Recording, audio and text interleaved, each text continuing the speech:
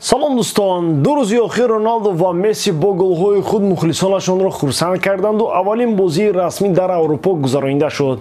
Манчестер Сити ва Арсенал барои Суперҷоми Англия бо ҳам рақобат намуданд ки ин аз оғози мавсими нави футбол дар топ-5 чемпионати Аврупо дарак медиҳад. Мо имрӯз дар бораи ин бозиҳо ва охирин хабарҳо аз олами трансфери футбол гап мезанем. ҳатман ба ин видео лайк монда моро то охир тамошо кунед. дӯстон, ба наздикии бозиҳои топ-5 чемпионатҳои аврупоӣ бармегардам ва шумо метавонед ҳамаи рақобатҳоро бо сарпарасти видеои мо ширкати 1x бозам ҷолибтар гардонед. дар он ҷо регистратсияи осон, пур кардани маблағ аз тамоми гӯшаву канори дунё, вале аз ҳам муҳим бонус то ҳаҷми $100 дар аввалин пардохт бо промокоди AMG 0777 ссилкаи бозӣ дар комментарияи ин видео.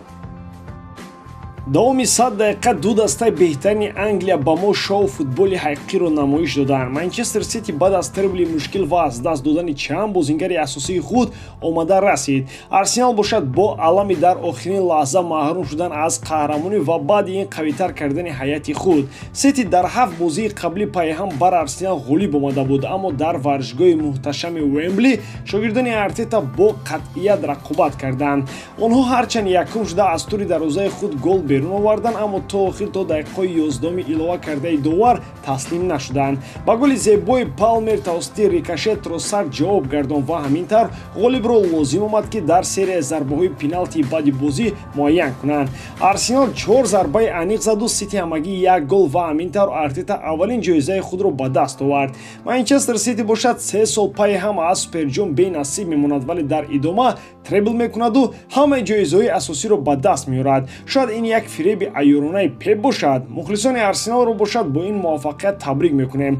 Роналдо ва Месси дар ду гӯшаву канори гуногуни дунё ғоибона бо ҳам рақобат мекунанд. рӯзи гузашта Криштиано Роналдо дар бозии Лигаи Чемпионҳои Араб бар муқобили Раҷа Касабланка бар задани гол даст ёфт. ин даста чемпиони мусобиқаи Марокаш буда рақиби сарсахт ба ҳисоб мерафт. Роналдо дар дақиқаи 19 гол зад ва ин бозии сеюм аст ки футболбози португалӣ муваффақ ба голзанӣ мешавад. Месси бошад дар он тарафи уқёнус бар рақибон раҳме намекунад. футболбози аргентинӣ аллакай сеюмин дубли худро ба қайд гирифт ки ин дар маҷмӯъ 7 гол дар 4 бозӣ мебошад ва бо ин натиҷа Месси беҳтарин бомбардири дастааш гардид.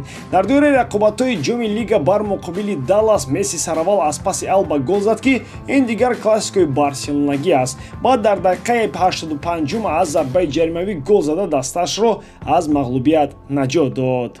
ин 64-мин голи Месси аз зарбаи стандартӣ мебошад ки 4 маротиба бештар аз Роналдо аст. то Бекхем як голи дигар монд. ду бозингари беҳтарини ҷаҳон аз футболи калон, дар назар дорам Аврупоро тар гуфта бошанд, ҳам бо миссияи нави худ диққати оламиёнро ба худ ҷалб мекунанд. Месси дастаи охирини чемпионатро худаш танҳо ба боло бурда истодааст. Роналдо бошад гӯё дар филмҳо асту аз рӯи сценария бояд ба ҷаҳони шарқ омада чӣ кори бузургеро анҷом диҳад. мухлисон ҳар як нафаси онҳо дар майдон бо завқ назорат мекунанд ва ин лаҳзаҳоро ғанимат медонанд. бигзор ин ҳарчи бештар давом ёбад. Орелиен Тучуамени метавонад карьераи худро дар дастаи Манчестер Юнайтед идома бидиҳад. тибқи маълумотҳо сармураббии дастаи Манчестер Юнайтед Эрик тен Хаг шахсан мехоҳад бо ин футболбоз кору фаъолият намояд. аз он замоне ки Тучуамени ба дастаи Реал Мадрид рафт, пайваста хабарҳо дар бораи таваҷҷӯҳи дастаи Манчестер Юнайтед ба ин футболбоз дида мешавад. мавсими гузашта дар равзанаи зимистона ҳатто омадани ин футболбоз ба МЮ наздик шуда буд, аммо гап сари он меравад ки барои дастаи Реал Мадридам лозим аст ин футболбоз. футболбози фаронсавӣ дар Мадрид ҷои худро пайдо карда буд, аммо дар чемпионати ҷаҳон пас аз он ки Тучуамени дар финал пеналтиро бо гол анҷом дода натавонист, дар бозии ӯ пастравӣ дида шуд. як вақтҳо ҳатто мавқеашро дар ҳайати асосӣ аз даст дода буд. он вақтҳо Анчелоти дар хати нимниҳоӣ Модрич, Кросс ва Валвердеро ба майдон меовард. Манчестер Юнайтед мехоҳад маҳз хати нимниҳои такягоиро боз қавитар кунад. онҳо тобистони гузашта аллакай Каземироро ба ҳайати худ ҷалб карданд, аммо фарқ байни трансфери Каземиро ва гузариши эҳтимолии Тучуамени аз замин то осмон аст. гап сари ин ки реал барои гузариши каземиро омода ва розӣ буд. Омода ба он хотир ки мадридиҳо аллакай дар сафи худ Тчуамени ва Камавингаро доштанд. Ин ду ҷавон барои қавӣ кардани хатти нимҳимояи дифоӣ омода буданд. Розӣ бар он мақсад ки футболбози бразилӣ аллакай синни солашам ба ҷое расидааст ва реал ҳамон вақт ба ҷавонкунии ҳаят машғул буд. Шояд мақсади асосии Эмио ҳам дар он бошад ки бояд дар мавқеи хатти нимҳимояи дифоӣ як нафари ҷавон бозӣ кунад. Тчуамени метавонад ба муддати солҳои тӯлонӣ дар ин нуқта нафари асосӣ бошад. Эмио барои ба қуллаҳои баланди варзишӣ расидан ҳаяти қавиро ҷамъ карда нест. Ҳаяти кунуниам бад нест, аммо барои мубориза дар чанд фронт зарфият ва иқтидори даста бояд хеле бузург бошад. Бо назардошти он ки Эмио дар мавсими аз пешбуда дар Лигаи Чемпионҳо баромад мекунад, қадри омадани Тчуамени боз бештар мешавад. Манчестер Сити дар се мусобиқа чемпион шуд, вале ин омил ба андешаи Силва ки рафтан мехоҳад таъсир намерасонад. ПСЖ ва чанд дастаи дигар ин бозингаро ҳадафи асосии худ барои равзанаи трансфери тобистона табдил доданд. Гвардиола ҳар боре ки аз ӯ дар мавриди таваҷҷӯҳи дастаи дигар ба Силва пурсон мешаванд, дар ҷавоб мегӯяд: ҳеҷ дастаи ба мо дар бораи харидани Силва гуфтушӣ надорад. Сухани охирини Пеп ҳам дар ин мавзӯъ ба ҳамин монанд буд. Ӯ ишора кард ки ягон даста ба қадри кофӣ ба Силва таваҷҷӯҳи ҷиддӣ накардааст. Агар дастаи хоҳиши харидории ӯро дошта бошанд, бигзор ба Манчестер омада гуфтушунид кунад.